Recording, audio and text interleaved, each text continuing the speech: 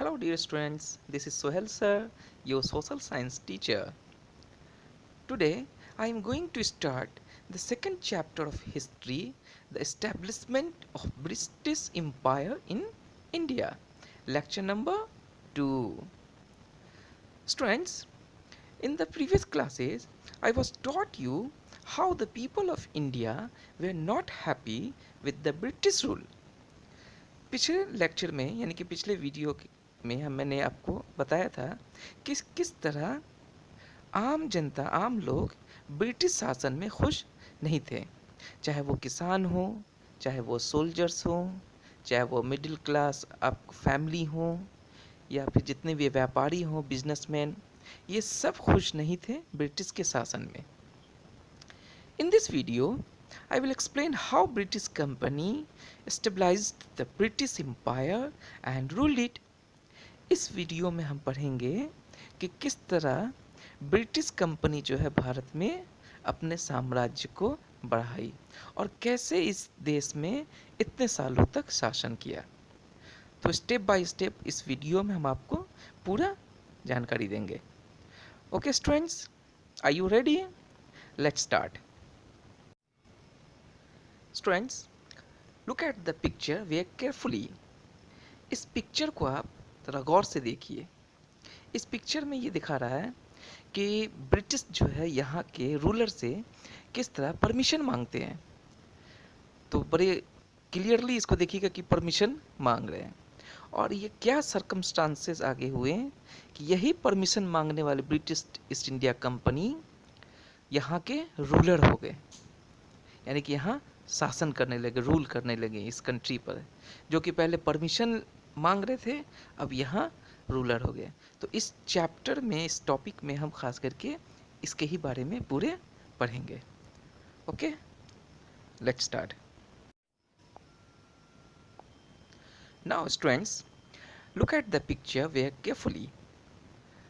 This is the picture of Aurangzeb. Okay, Aurangzeb was the last of powerful Mughal ruler. तो मुगल साम्राज्य के सबसे आखिरी पावरफुल रूलर थे, वो थे Aurangzeb. He was followed by a successor of weak ruler after his death. और इनके मरने के बाद, इनके बाद के जो सक्सेसर रूलर थे, यानी कि इनके बाद जो साम्राज्य संभाली, वो उतने स्ट्रांग नहीं थे कि इस इतने बड़े साम्राज्य को अकेले संभाल सकते. तो जब औरंगजेब की डेथ हो गई, यानी कि लगभग 1707 में, यानी कि 1707 में औरंगजेब डेथ कर गए, तो उसके बाद जो भी रूलर आए वो सब वीक रूलर थे. Thus, the empire broke up under various zamindars and subedars. तो इनके डेथ करने के बाद जो वीक रूलर थे वो अपना साम्राज्य को क्या किन टुकड़ों में बांट ली. तो किन में बंट गया? जमींदार में और सूबेदार में. छोटे छोटे टुकड़ों में वो क्या कि रूल करने लगे, यानी कि स्टेट बाय स्टेट. जैसे आज इंडिया में इतने सारे स्टेट हैं, तो पहले मान लीजिए कि कई स्टेटों में समझिए कि एक रूलर होता था, लगभग आपको पूरा कंट्रोल दिल्ली से होता था.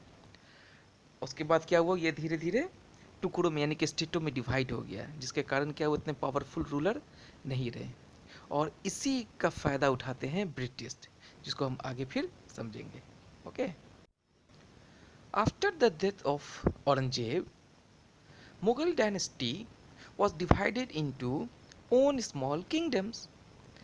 अब उनकी मृत्यु के बाद, यानी कि वो जब मर गए, तो जैसा कि हम जानते हैं कि वो छोटे छोटे राज्यों में, यानी कि छोटे छोटे किंगडम में डिवाइड हो गए, जिसको अलग अलग रूलर जो है रूल करते थे.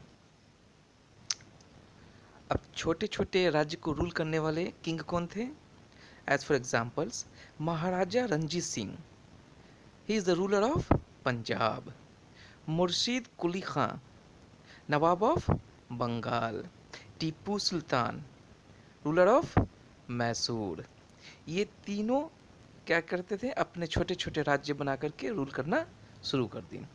Okay students, now students, look at the picture from Queen Elizabeth one, granting it to sole right to trade in east. It means east in India. अब हम समझेंगे कि ईस्ट इंडिया कंपनी जो है वो हिंदुस्तान में आकर के, या हिंदुस्तान के आसपास के जो भी कंट्री थे वहाँ आकर के बिजनेस करना चाहते थे।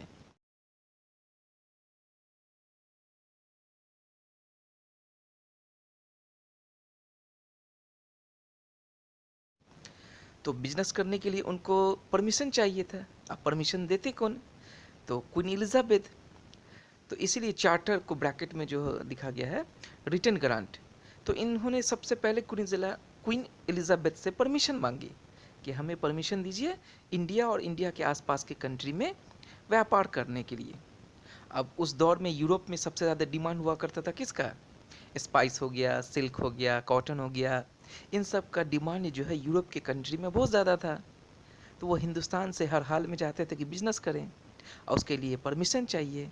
तो जब क्वीन एलिजाबेथ उनको परमिशन दे देती हैं तब वो हिंदुस्तान में बिजनेस करने के लिए यहाँ आना शुरू कर देते हैं। तो सोल राइट्स उनको चाहिए थे टू ट्रेड इन ईस्ट, यानी कि इंडिया में आकर के, जिससे ज़्यादा से ज़्यादा वो प्रॉफिट कमा सके। तो इस तरह वो हिंदुस्तान में इंटर करना शुरू करते हैं। Okay students, look at the picture. You know the picture very well. This is the picture of Vasco da Gama. You know who was the Vasco da Gama? आपको पता ही होगा, पिछले लेक्चर में भी मैंने बताया था, पिछले वाला वीडियो में, कि वास्को डी गामा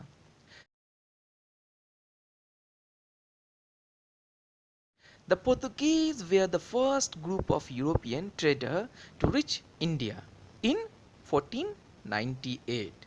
जैसा आपको पता ही है कि पहले वो पुर्तगीज़ हैं, यानी कि यूरोपियन सेलर जो हिंदुस्तान में आए थे, यानी कि जिन्होंने सी रूट्स का खोजा था। तो आपको पता ही होगा, Vasco da Gama discover the sea route to India. उसके बाद ही उनके बाद ही डच या फ्रेंच वगैरह या फ्रेंच या दानिश वगैरह ट्रेडर्स भी हिंदुस्तान में आए। तो पहले वो यूरोपियन थे। तो 1498 में, जैसा कि अब ब्रिटिश के बारे में हम जान रहे, 1600 में यानी कि 16वीं शताब्दी में, यहाँ हम जानते हैं कि वास्को डी गामा लगभग 15वीं शताब्दी में आ गए।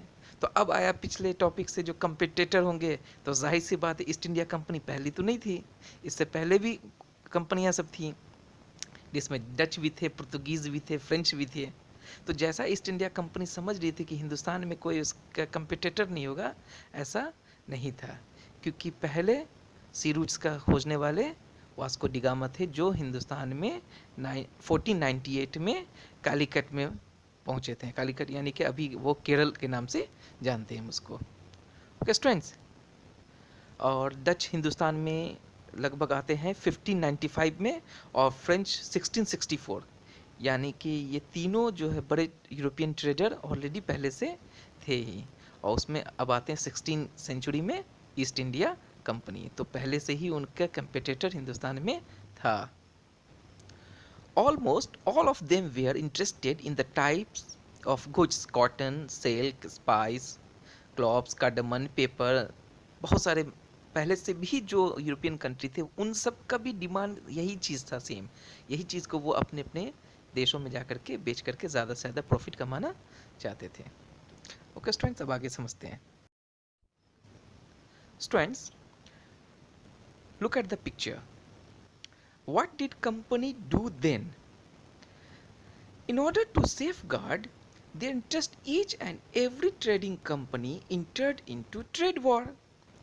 तो हाईलाइटेड वर्ड को समझेंगे, ट्रेड वॉर। अब इस पिक्चर से ही देखने से आपको पता लग रहा होगा कि जैसे ही आपको कई कंपनियां हिंदुस्तान में आ गई बिजनेस करने के लिए, तो अब सब में छिड़ गया कि हिंदुस्तान से कौन सबसे सस्ता सामान ले आकर के यूरोप की कंट्री में बेचेंगे। तो उसमें कुछ पुर्तगीज़ कंपनी तो पहले से ही थी और ईस्ट इंडिया कंपनी भी आ गई। तो अब दोनों में हो गया trade war. They started sinking ships of their rival. अब देखिए, एक दूसरे से लड़ने के लिए क्या करते, एक दूसरे का शिप को ही डुबा देते थे। ब्लॉक्ड रूट्स, रास्ते को ब्लॉक कर देते, यानी कि जिस समुद्र के ज़रिए उनका माल आता था शिप के ज़रिए, वो उस पर ही अटैक करते थे और उसको नष्ट कर देते थे, बर्बाद कर देते थे। और उस सी रूट्स के ज़रिए जो यूरोपियन कंट्री में आते थे, जिस सी रूट्स के ज़रिए वो उसको ब्लॉक करते थे। And fortified their trading post, और जहाँ जहाँ से वो व्यापार हो उसको घेर देते थे किसी तरह से कि उनका बिजनेस नहीं चले। तो इस तरह से ट्रेड वॉर एक दूसरे कंट्री में ज़बरदस्त छिड़ गया था, क्योंकि सभी लोग को प्रॉफिट कमाना था और हिंदुस्तान में सब लोग चाहते थे कि सस्ता सामान खरीद करके अपने अपने देशों में जा करके हाई प्रॉफिट कमा सकें। स्टूडेंट्स अब इस पर ध्यान देंगे। फोर्टिफाइड देयर ट्रेडिंग पोस्ट, इसको समझे। फोर्टिफिकेशन जो होता है, जैसे इसको कहते हैं घेराव, जैसे हम लोग बाउंड्री कैसे घेर देते हैं कि कोई एक जगह से दूसरी जगह नहीं घुसे।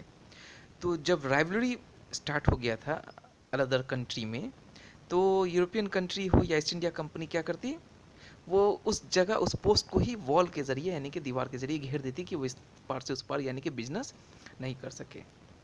और जैसा हम जानते हैं कि दोनों में भीषण युद्ध होना शुरू हो जाता था, एक दूसरे का शिप डुबाना। तो क्या करते यूरोपियन कंट्री यानी कि ईस्ट इंडिया कंपनी ने सोचा कि इसको ख़त्म करने के लिए क्या करना होगा, आर्मी रखना होगा इससे लड़ने के लिए। इससे लड़ने के लिए उन्होंने क्या किया, आर्मी को तैयार करने लगा और ये जो एक दूसरे से युद्ध लड़ना शुरू कर देते हैं। अब ध्यान देने की बात ये है कि जो राजा इनको परमिशन दी था बिजनेस करने के लिए यानी कि व्यापार करने के लिए, और अपना लैंड दिया क्या व्यापार करने के लिए, ये लोग क्या करते हैं इसी लैंड का यूज़ करते हैं युद्ध लड़ाई करने के लिए। तो अब यहाँ के राजा ने सोचा कि हमने तो इसको दिया ट्रेड करने का परमिशन, और ये लोग क्या करते हैं कि एक दूसरे को नुकसान पहुँचाते हैं, एक दूसरे से युद्ध लड़ाई करते हैं, तो ऐसे तो नहीं चलेगा। अब यहाँ के जब राजा परेशान हो गए तो ईस्ट इंडिया कंपनी, अब ईस्ट इंडिया कंपनी तो फंस गए दोनों तरफ से। एक तो यहाँ के राजा भी उनसे नाराज़ हो गए, ठीक है, कि आप जो है ना यहाँ पर युद्ध लड़ाई लड़ रहे हैं और आर्मी को अपने रख रहे हैं। और ईस्ट इंडिया कंपनी को एक और लॉस होने लगा कि उनका जब राइवलरी होने लगा, एक दूसरे से युद्ध लड़ने लगे, तो व्यापार पर कैसे ध्यान देते हैं।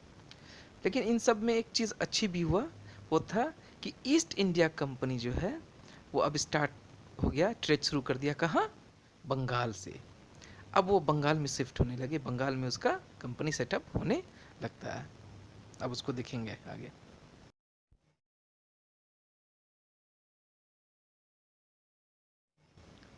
Now, East India Company begins trade in Bengal. First English factory set up on the bank of river Hooghly in 1651. तो पहला ईस्ट इंडिया कंपनी जो बंगाल में सेटअप हुआ था, ठीक है, किस नदी के किनारे, हुगली नदी के किनारे, इन द ईयर ऑफ 1651 यानी कि 1651 में। तो पहला फैक्ट्री वहाँ सेटअप करते हैं east India company. The company made it's war house office. अब जाहिर सी बात है, जब कोई कंपनी कहीं सेटअप होता है तो उसको वार हाउस बनाना पड़ता है, वेयर हाउस, यहाँ नहीं कि जो सामान उस जगह वो रख सकें, क्योंकि जब प्रोडक्ट तैयार होता है तो उसको रखने के लिए कुछ तो जगह चाहिए ना। तो बड़े बड़े वेयर हाउस बनाने लगे यानी कि जहाँ से सामान उसको भर सकें, स्टोर कर सकें। फिर ऑफिसेज खोलने लगे, तो कोई भी कंपनी आएगी तो ऑफिस में ही ना आकर के बातचीत करेगी, डील करेगी, तो ऑफिस सेटअप करने लगे। By 1696, it's began building a fort around the settlement. अब 1696 में करते हैं क्या है ये कंपनी, तो बड़ी बड़ी बिल्डिंगें बनाना शुरू करते हैं, किला सामान रखने के लिए, अपने ऑफिसर्स को रखने के लिए। तो बिल्डिंग बनाने का यानी कि फोर्ट बनाने का मेन मकसद उनका यही था कि वो चाहते थे कि अब हम यहीं सेटल हो जाएंगे, तो आराम से बड़ा बड़ा बिल्डिंग वगैरह सेटअप करना शुरू करते हैं, किला बनाना शुरू करते हैं। फिर ये इन्होंने क्या किया, bribed offer and got diwani of 3 villages including Kalikata, now called as Kolkata. अब समझिए कि दीवानी ऑफ 3 विलेजेस, दीवानी क्या होता है, देखिए। अब कंपनी के जो ऑफिसर थे वो राजा के या फिर राजा के साथ जो रहते थे दरबारी, उनको क्या की, ऑफर दी, ठीक है, ब्राइब्ड ऑफर करते थे यानी कि रिश्वत देते थे, और उनसे दीवानी का अधिकार मानते थे। दीवानी क्या होता है, मतलब रेवेन्यू, इसको इंग्लिश में समझेंगे रेवेन्यू। तो जैसे हिंदुस्तान में भी क्या करते हैं, भारत सरकार के पास पैसा कहाँ से आता है, रेवेन्यू कलेक्ट करते हैं। तो कंपनी क्या की, इसकी रेवेन्यू यानी कि रेवेन्यू दीवानी राइट्स के लिए 3 विलेज उन्होंने एक्वायर किया, यानी कि 3 विलेज का परमिशन मांगा कि 3 विलेज का हमको दीवानी राइट्स दीजिए, जिसमें एक था कालीकटा, जिसको अब हम लोग कोलकाता के नाम से जानते हैं, जहाँ वो रेवेन्यू कलेक्ट कर सकते हैं, और रेवेन्यू का मतलब हो गया ज़्यादा से ज़्यादा पैसा हमारे पास आएगा। तो वो परमिशन इनको मिल जाता है, जिससे इनको काफ़ी पैसा आना शुरू हो जाता है।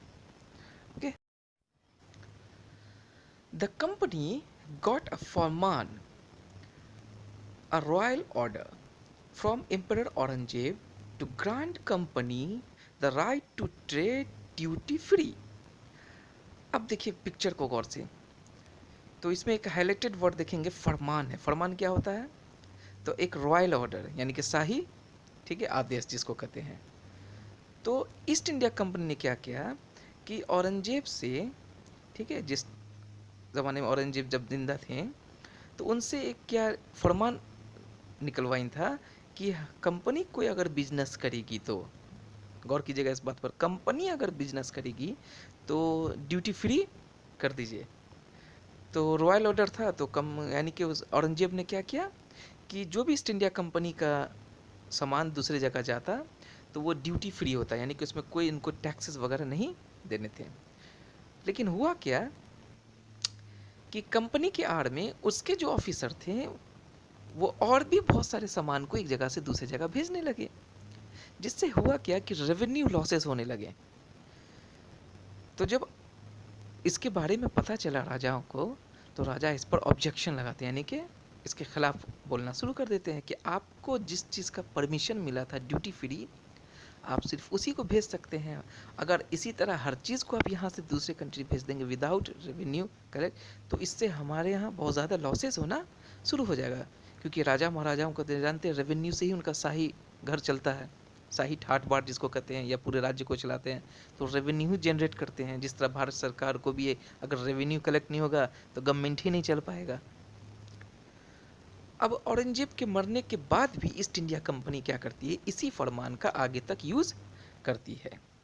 तो अब मुर्शिद कुली खान जो कि राजा थे, कहाँ के नवाब थे, बंगाल के, जिसका पिक्चर पहले अभी हमने कुछ देर पहले बताया भी था, तो उनको भी काफ़ी रेवेन्यू के लॉसेस होने लगते हैं। तो उन्होंने क्या किया, इसके खिलाफ आवाज़ उठाया और ईस्ट इंडिया कंपनी को कहा कि अब आपको टैक्सेस देने पड़ेंगे। यानी कि जो फरमान पहले औरंगजेब के दौर में था, अब उसको इन्होंने क्या किया, उसको चेंज किया, क्योंकि बहुत ज़्यादा लॉसेस होने लगे थे। तो उन्होंने कहा कि अब आपको इसका रेवेन्यू देना पड़ेगा, यानी कि टैक्स फ्री अब नहीं रहेगा, अब आपको टैक्स पे करना पड़ेगा।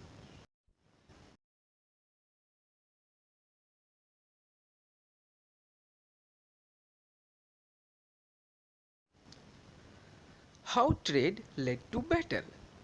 अब समझेंगे कि किस तरह ट्रेड जो है, व्यापार जो है, एक युद्ध लड़ाई में छिड़ गया। Nawab of Bengal Sirajuddaulah 1756 refused all the grants to britisher.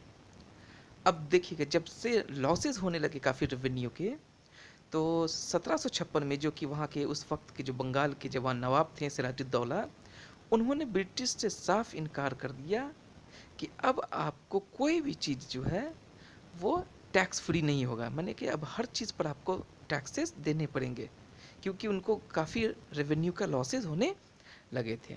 तो अब यहाँ से शुरू होता है, इसको अब गौर से समझेंगे कि किस तरह ट्रेड जो है लेड टू बैटल, यानी कि अब व्यापार जो है किस तरह बैटल की तरफ आगे हम लोग बढ़ रहे हैं। Now Nawab accused the company of deceit and attempt to humiliate him through disrespectful letters. The rivalry between company and Nawab intensified. अब देखेंगे आगे क्या हुआ। नवाब को लगा कि जो ब्रिटिश कंपनी है वो हमें क्या कर रही है, एक तरह से होमिलेट भी कर रही है, अब्यूज भी कर रही है, अक्यूज भी, दोषी भी समझती है, और हमारे ही देश में बिजनेस करती है और हमारे ही ऑफिसर को हमारे खिलाफ लेटर देती है और कहती है कि हम आपको रेवेन्यू भी नहीं देंगे, ठीक है, टैक्सेस जो होते हैं जो सामान पर वो भी नहीं देंगे, और हम इस कंट्री को छोड़ के कहीं जाएंगे भी नहीं, क्योंकि हमारा बिजनेस यहाँ बहुत फैल चुका है, तो हम यहाँ से जाएंगे भी नहीं, और आपको जो है कोई भी रेवेन्यू कलेक्ट करने या कोई भी टैक्स हम आपको नहीं देंगे। तो वहाँ के जो सिराजुद्दौला जो नवाब थे, उनको काफ़ी इस बात से काफ़ी उनको गुस्सा आ गया। तो उन्होंने साफ डिसाइड किया कि अब आपको यहाँ से इस जगह को छोड़ करके जाना पड़ेगा। अब राइवलरी समझिए कि अब जो है बिटवीन कंपनी एंड नवाब में एकदम शुरू हो गया, यानी कि कंपनी के बीच में और नवाब के बीच में अब एकदम ज़बरदस्त जो है टकराव शुरू होता है। Now control over company. अब देखेंगे कि किस तरह कंपनी पर कंट्रोल किया जाता है। ही ऑर्डर्ड ब्रिटिश टू पे रेवेन्यू एंड स्टॉप फोर्टिफिकेशन। अब जो नवाब थे सिराजुद्दौला, उन्होंने साफ आदेश दिया कि जो भी ब्रिटिशर जो यहाँ कंपनी चला रहे हैं वो रेवेन्यू पे करेंगे, और जो फोर्टिफिकेशन कर रहे हैं यानी कि जो आपको वेयर हाउस बना रहे हैं या आर्मी रख रहे हैं या आपको ठीक वॉल घेर रहे हैं, कोई दूसरी अदर कंट्री के कोई भी यूरोपियन कंपनी नहीं आ सके, इन सब को आप तुरंत बंद कीजिए और रेवेन्यू जितना है आपको जितना टैक्स है वो उतना पे करना पड़ेगा। दूसरा देखेंगे, captured company officers at Kasim's bazaar factory and seized control over Calcutta fort. अब क्या हुआ कि जो कंपनियां कासिम बाजार में चल रही थी या फैक्ट्रियाँ वगैरह, उसको तुरंत क्या किन कंट्रोल किन, यानी कि उसको अपने कब्जे में ले लेते हैं। और ख़ासकर जो कलकत्ता का जो किला जिस पर आपको ब्रिटिश का पूरा कब्ज़ा होने जा रहा था या बना करके उसको अपने लिए वो रख रहे थे, उन सब पर क्या किन सिराजुद्दौला जो है आपको उसको अपने कब्जे में ले ली, यानी कि पूरा उसको कैप्चर्ड कर ली कंपनी को साफ आदेश दे दी कि आपको रेवेन्यू यानी कि आपको टैक्सेस देना ही पड़ेगा, नहीं तो आप यहाँ से अपना कंपनी ले चलें जहाँ आपको जाना है। इसी दौर में कंपनी क्या करती है कि कुछ अपना जस्टिफिकेशन देती है। जस्टिफिकेशन ये देती है कि जो नवाब हैं वो हमसे ज़्यादा टैक्सेस मांग रहे हैं, तो टैक्स बहुत हाई रेट पे ले रहे हैं।